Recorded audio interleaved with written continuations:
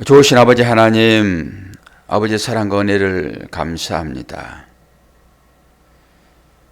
그렇게 매섭던 추위도 조금 풀린 듯 합니다. 이렇게 날씨의 조그만 변화에도 사람의 환경이 이렇게 달라지는데 하나님의 은혜 가운데서도 우리가 그렇게 살기를 원합니다. 힘들고 어려운 삶을 살아가는 우리들의 삶 가운데 주님의 은혜가 이렇게 조그만이라도 따뜻하게 우리의 삶 가운데 있기를 소망합니다. 우리를 긍휼히 여겨주옵소서. 우리를 불쌍히 여겨주옵소서. 그래서 그렇게 탄식하며 기도하는 하나님의 자녀들의 간구에 응답하시고 모든 이들의 그 부르심에 합당한 조치를 하심으로 우리의 삶 가운데 하나님의 은혜가 풍성하게 내리도록 도와주시옵소서. 예수 그리스도의 이름으로 기도하옵나이다. 아멘. 오늘 여호수아 마지막 시간 됩니다. 여호수아 24장 29절에서 33절입니다.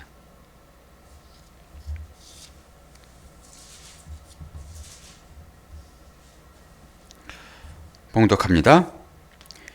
이 일 후에 여호와의 종 눈의 아들 여호수아가 110세에 죽음에 그들이 그를 그의 기업의 경내 딥낫세라에 장사하였으니 딥낫세라는 에브라임 산지 가스산 북쪽이었더라. 이스라엘이 여호수아가 사는 날 동안과 여호수아 뒤에 생존한 장로들 곧 여호와께서 이스라엘을 위하여 행하신 모든 일을 아는 자들이 사는 날 동안 여호와를 섬겼더라. 또 이스라엘 자손이 애굽에서 가져온 요셉의 뼈를 세겜에 장사하였으니 이곳은 야곱이 백크시타를 주고 세겜의 아버지 하몰의 자손에게서 산 밭이라. 그것이 요셉 자손의 기업이 되었더라.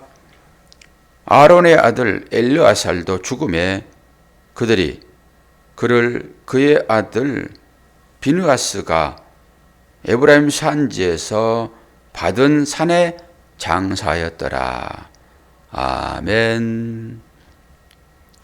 여호수아는 이 두 개의 단어가 이렇게 하나로 합쳐진 단어인데요. 예호와라고 하는 단어와 야사라고 하는 단어가 합쳐진 겁니다. 그래서 당연히 예호와 그러면 여호와, 야훼 이런 말이잖아요. 신성사문자. 감히 부를 수 없는 말이다 해가지고 그 단어 한자 한자를 따로따로 불렀습니다. 그래서 신성사문자 여호와, 야샤. 그래서 여호와는 구원이시다. 이런 거잖아요. 예수가 그런 것이니까. 예수는 이스라엘을 구원할 자. 호세아도 마찬가지고요. 전부 그런 의미가 있습니다. 그런데 그 여호수아가 이제 죽음을 맞이합니다. 제가 여호수아가 죽다라는 의미를 가졌지만은 다른 얘기로는 여호수아가 사명을 끝내다 이런 말과 같죠. 죽는다 이러는 것은 이제 사명이 끝나는 것과 똑같습니다. 동물도 다 죽잖아요. 사람도 죽고. 근데 동물이 죽었는데 너 사명 다 했어. 그러니까 죽는 거야. 이렇게 얘기합니까? 사람이 죽을 때는 사람마다의 사명이 다 있잖아요. 성도들이 갖게 될 사명은 무엇이죠? 주님께서 하시는 마지막 유언이잖아요. 그 유언을 다 이루는 것이 사명을 끝내는 것이니까. 이러면 죽는 것입니다. 사명을 망각하고 사명에 따라 살지 않고 자기 뜻을 따라 살면은 그런 사람은 살았으나 죽은 자라고 해도 무방합니다. 여호수아가 이제 그 사명을 다 끝내잖아요. 우리가 여호수아 1장 1절을 보면은 모세의 수종자 여호수아 이렇게 나오죠. 모세의 수종자, 모세의 종. 그런데 마지막에는 여호와의 종이라는 호칭으로 바뀝니다. 우리 모두가 그렇게 바뀌어야 되겠죠. 여호수아가 모세처럼 이스라엘을 지도하는 그러한 대열에 이제 서게 됩니다. 정상적으로. 그래서 오늘 또 마지막에는 여호와의 종, 눈의 아들 여호와의 종 그러잖아요. 눈의 아들. 맴눈 싸맥 그렇게 이제 히브리어를 외울 때 그 눈이라는 그 이름인데요. 그것은 이제 물고기라는 뜻이 있어요. 물고기. 의미심장하잖아요. 물고기. 그래서 결국 눈의 아들이 오늘에 죽습니다. 근데 오늘 저는 이제 31절을 중심 삼아서 설교할 거예요. 31절이 뭐라고 합니까? 이스라엘이 여호수아가 사는 날 동안과 여호수아 뒤에 생존한 장로들 곧 여호와께서 이스라엘을 위하여 행하신 모든 일을 아는 자들이 사는 날 동안 여호와를 섬겼더라. 저는 뒤에다가 사는 날 동안만 이렇게 쓰고 싶어요, 사실. 그럴 때 의미가 더 훨씬 깊어지죠. 그리고 이 설교를 하기 전에 30절의 얘기를 한번 짚고 넘어갈 건데요. 어디에다가 장사했습니까? 이스라엘, 즉 기업이잖아요. 이스라엘 기업. 가나안 땅은 이스라엘의 기업이잖아요. 여호수아는 지금 가나안에 들어갔어요? 안 들어갔어요? 가나안에 들어갔잖아요. 물어볼 사람이 없네. 가나안에 들어갔으니까 당연히 그 경내죠. 경내. 이게 여호수아가 마지막 들어간 곳이잖아요. 다른 얘기로 언약 안에 들어간 것입니다. 언약 안에. 약속 안에 들어갔다라고 하는 거예요. 여기가 우리의 끝점인 것이잖아요. 전부 우리가 이 안에 들어가서 거기에 장사되어야 맞습니다. 그런데 이 자리를 보면은 이 여호수아의 죽음과 대비를 시켜서 한번 생각해 볼까요? 여기가 이제 신명기 34장 6절에 보면 벳볼 맞은편 모압 땅에 있는 골짜기에 장사되었고 오늘까지 그의 묻힌 곳을 아는 자가 없더라. 이게 지금 모세가 죽은 장소입니다. 이건 당연히 모세는 가나안 땅에 못 들어갔으니까 모압 땅에 있겠죠. 요단 동쪽이니까 모세는 거기에 장사가 됩니다. 그리고 장사가 되었으나 그 묻힌 곳을 아는 자가 없습니다. 의미심장하잖아요, 이런 것들이. 그래서 유다서를 보면은 유다서 1장 9절을 보면은 천사장 미가엘이 모세의 시체에 관하여 마귀와 다투어 변론할 때에 감히 비방하는 판결을 내리지 못하고 다만 말하되 주께서 너를 꾸짖으시기를 원하노라 하거늘. 모세가 죽었으나 모세가 묻힌 무덤은 없단 말이에요. 왜 무덤을 없애버렸을까요? 사람은 전부 다 상징만 좋아합니다. 어떤 상징만 있으면은 그것을 챙겨버립니다.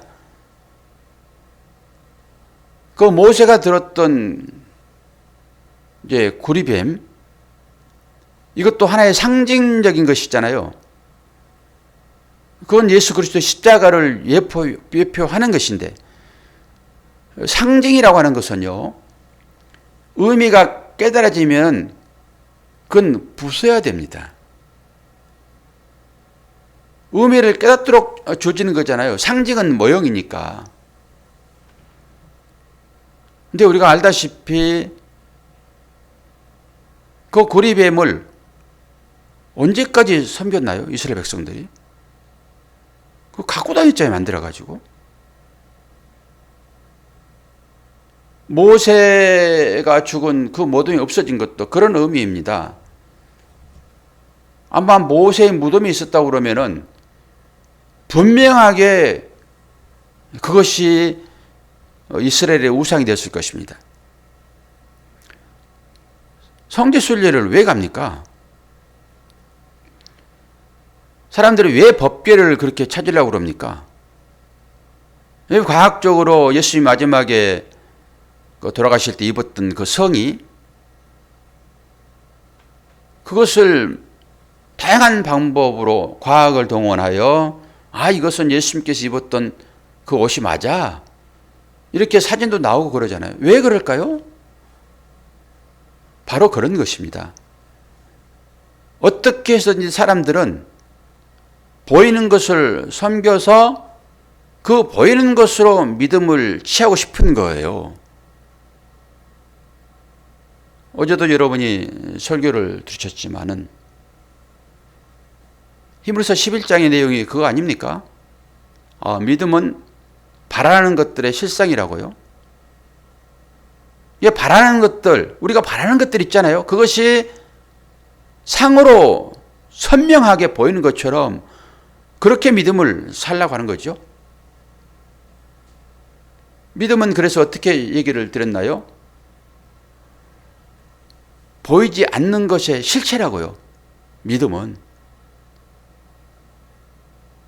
그래서 이 모세의 무덤을 없애버리는 것입니다.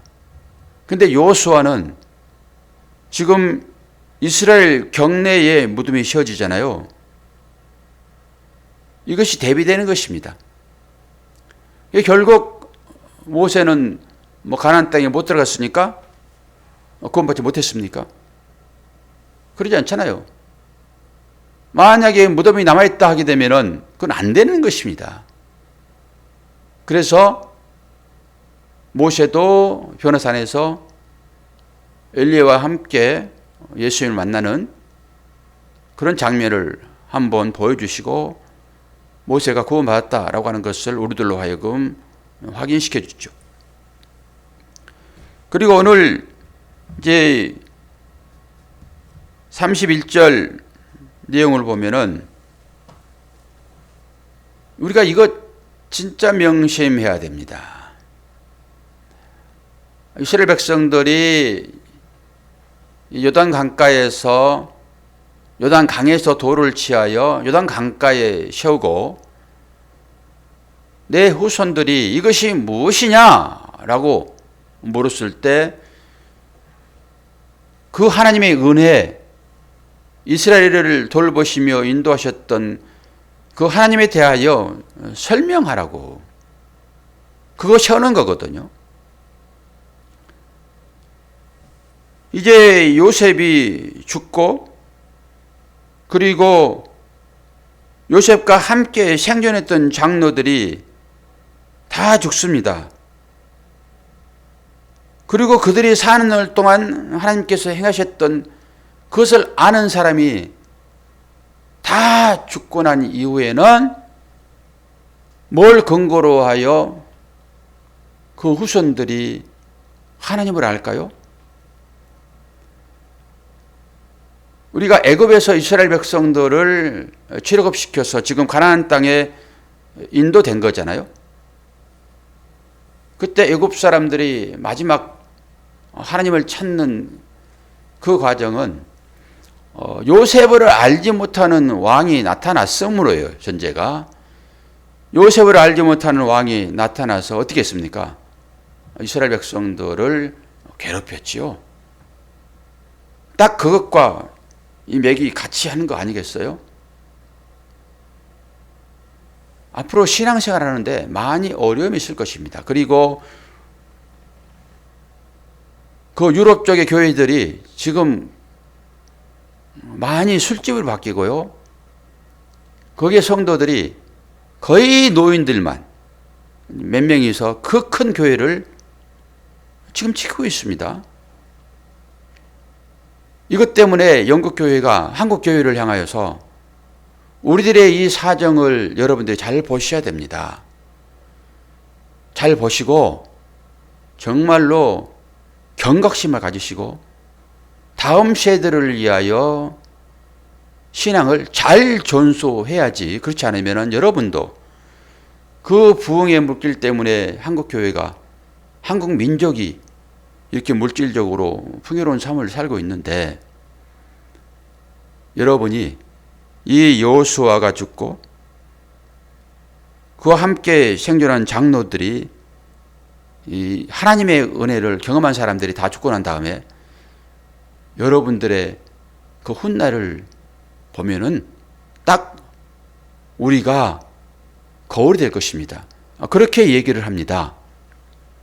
오늘 이 얘기도 똑같지 않습니까? 우리가 우리 자녀 세대에게 뭘 남겨둬야 됩니까?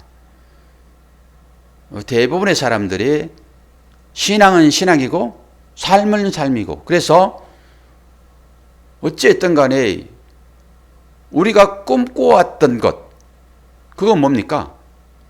이 땅 가운데 더 잘 사는 거 아닐까요? 그것을 자녀들에게 물려주고 싶은 것이 우리의 꿈이라고 하면은 여러분 그 꿈 깨셔야 됩니다. 우리의 자녀들에게는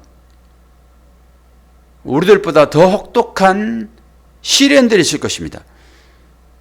시련이라고 그러니까 실제적으로 초대교회 때 많은 사람들이 핍박받았던 그런 시련이라고 생각하지 마십시오. 지금은 그런 시련은 오지 않습니다. 우리는 자유민주주의 가운데 살고 있잖아요. 대한민국의 헌법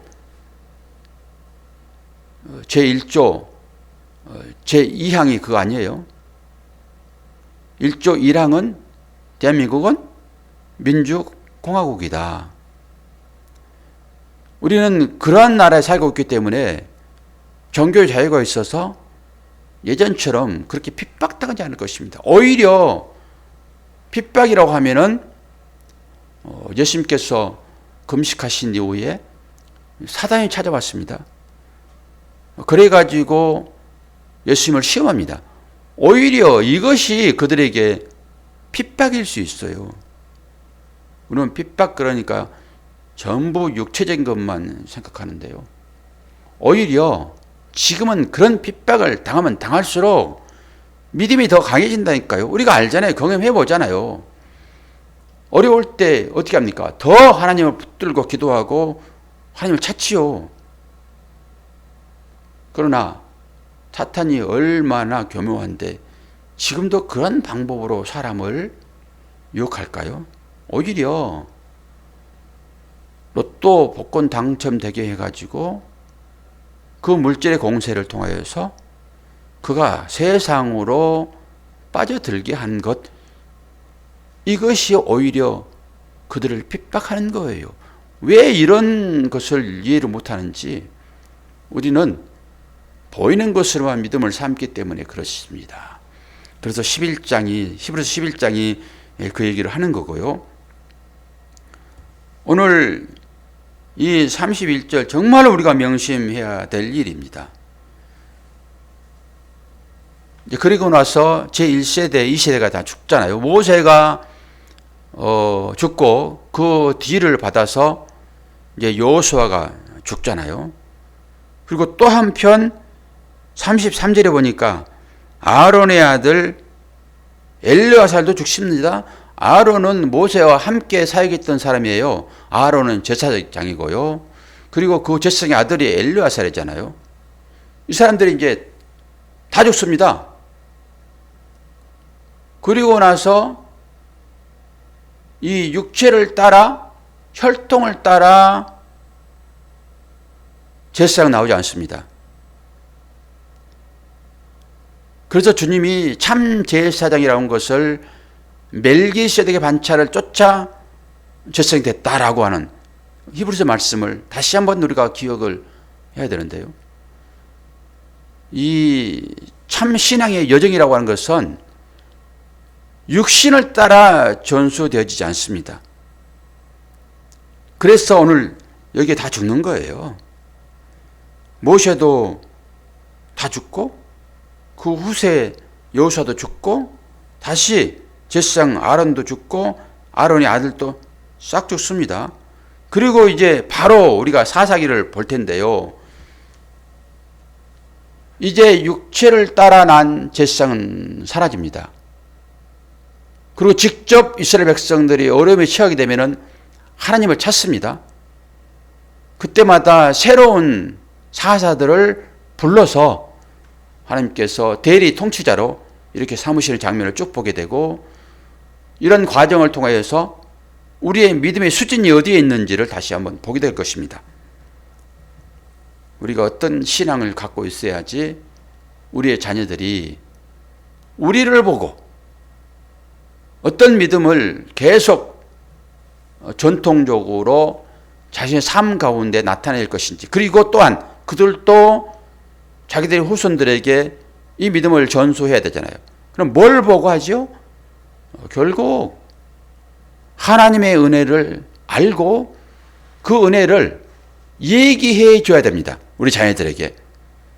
이 땅 가운데 빌딩도 있고 내가 하나님의 은혜로 이렇게 복을 받았어 라고 하는 물질의 신앙유산이 아니라, 어려운 가운데서도 하나님과 동행했던, 이스라엘을 이끌었던, 광야에서 함께했던 그 하나님을 진정으로 고백하느냐예요. 이게 신앙의 마지막 유산 아니겠습니까? 오늘 여호수아가 결국 모세의 수종자에서 하나님의 종으로 가나안 땅에 들어가 가지고 모든 생을 놓게 됐잖아요. 우리도 결국은 그렇게 가게 될 것인데, 우리의 믿음이 어떤 식으로 자손들에게 전수돼야 바른 신앙일 것인지를 깊이 생각해 보시고, 오늘 또 그 안에서 하나님 우리를 긍휼히 여겨 주옵소서. 지금까지 내가 욕심부리며 살았던 이 물질적인 것에서 이제는 영적인 것으로 유산을 우리의 자녀들에게 물려줄 수 있는 그런 사람 되게 해달라고, 은혜 달라고, 불쌍히 여겨달라고 여러분 기도하실 때 하나님은 우리들을 통하여서 우리들 자녀들에게 믿음의 유산들이 흘려가리라 생각을 합니다. 이제 내일부터는 사사기를 점검하면서 하나님을 떠나 산 자들이 어떤 어려움이 있고 어떤 하나님의 은혜가 다시 계속 입혀지는지를 보게 될 것입니다. 여러분도 1월 마무리 잘 하시고 새롭게 2월달을 맞이하시는 복된 하나님의 자녀들 되기를 축원합니다. 기도하겠습니다. 아버지 하나님, 어느덧 여호수아가 오늘 마무리됩니다. 이 마무리되면서 우리의 인생의 여정도 한번 생각해보고 또다시 내일이 주어질 것인데 그 내일에 어떤 말씀이 또 주어질 것인지 기대감을 갖고 오늘 하루 마무리 잘하여 새로운 날들을 또 준비하는 우리의 삶이 될 수 있도록 은혜 허락하여 주옵소서. 신앙의 여정은 나그네의 여정이기 때문에 인내가 필요합니다. 아버지 하나님, 우리들에게 인내를 허락하여 주옵소서. 참고 견딜 수 있는 마음을 허락하여 주옵소서. 날마다 12번씩 변하는 우리의 마음 이제 고정시켜 주시어서 우리의 시선이 하나님의 나라의 소망이 되어지도록 은혜 허락하여 주옵소서. 믿음으로 기도할 때 응답하여 주심으로 그 하나님의 은혜 마음에 새기고 이것을 우리들의 후손들에게 남겨주는 복된 자녀들 되도록 도와주옵소서. 예수 그리스도의 이름으로 기도하옵나이다. 아멘.